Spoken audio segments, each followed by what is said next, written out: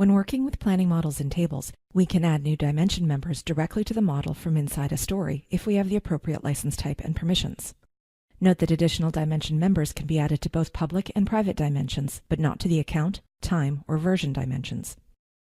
Here, we'll add a new product type to the product group dimension. We'll enter a description. Note that an ID is automatically generated, but we can change it if we choose. We can add the new dimension member as a child or as a sibling of the currently selected member. We can also specify the user responsible for planning tasks on the dimension member if desired. Note that when we apply the change, the new member will be added directly to the dimension and we won't be able to delete it from within the story. The member is added to the table and unbooked cells have been enabled so we can enter values in the column. We can edit the new dimension member by selecting it. We can change the description, switch the dimension member's position in the hierarchy, and change the responsibility assignment.